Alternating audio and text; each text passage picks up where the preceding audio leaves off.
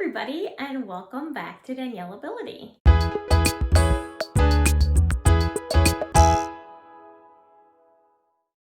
Today, I thought I would talk a little bit about how I adapt to inaccessible situations. This video is sponsored by Juniper Unlimited. They are an online content hub that promotes inclusion and accessibility for everybody. I'm super excited to partner with them because I love what they're doing, and I'm really excited to be involved in a project like theirs that brings a lot of different information together for people like me who are looking for tips and tricks and things related to accessibility. If you live life with a disability, you know that there are a lot of places that you go that aren't accessible. And in a lot of ways, that is just a fact of life and how you navigate the world. And so I thought I would just talk a little bit about how I deal with those situations and how I go about finding ways to adapt in those situations. When I go somewhere new, I pretty much always take somebody with me that would be able to help me if I need it. So I don't necessarily call ahead or try to find out information ahead of time.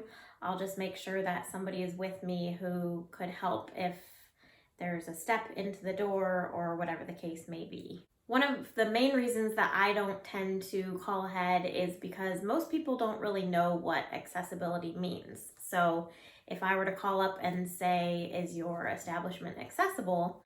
to them, they may not think that their establishment is accessible at all because there's one small step into the door, where I know that one small step is not a problem for me because I'm able to hop curbs and that kind of thing. So for me specifically, that's not a problem, where, for somebody who maybe uses a power chair and isn't able to hop curbs, that would be a problem. But for me, technically it is accessible because I'm able to deal with that situation. Or on the flip side, they may say, "Oh, it's totally accessible," but they may not realize that their doors aren't wide enough for my chair to fit through, or their aisleways are too narrow. Some of the biggest situations where this kind of thing happens are at restaurants.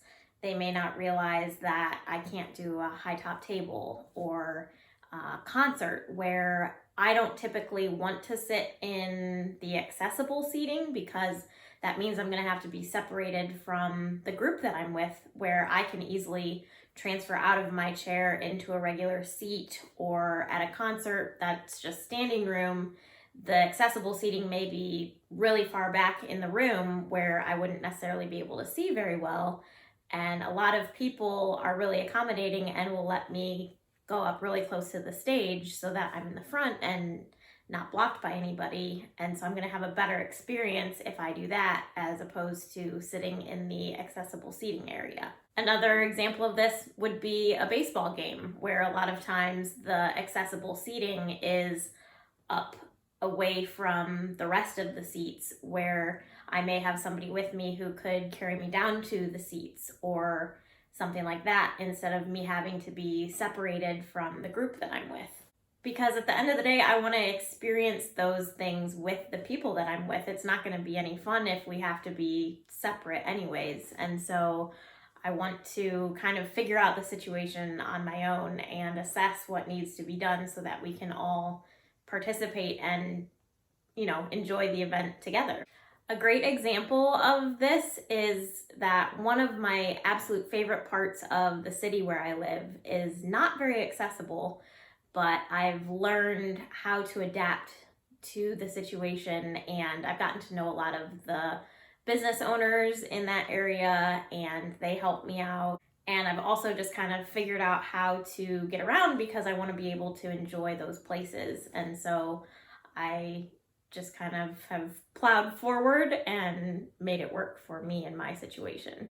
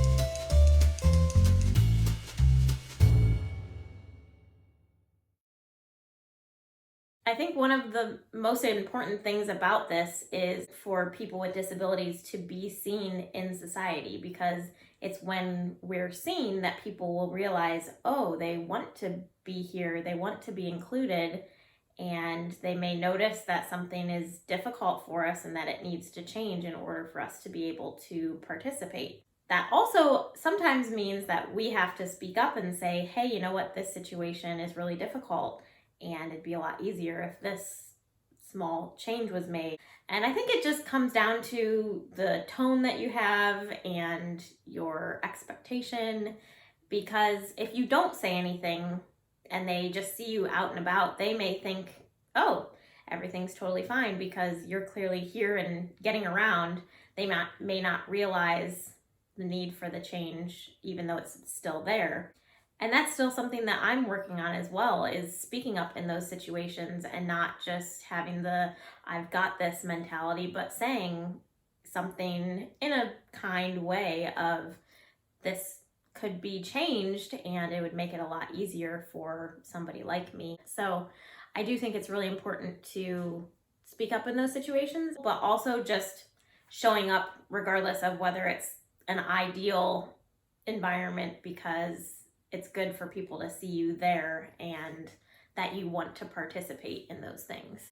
I hope that that all makes sense for you guys. I hope that it's encouraging to you to go out and experience life. And yes, there may be situations where you'll need to adapt and adjust your expectations and figure things out, but it's also worth it because it means that you'll get to participate in life and be with the people that you care about in fun situations that may have seemed a little bit daunting or intimidating to you. Thank you so much for watching, and I will see you guys next time.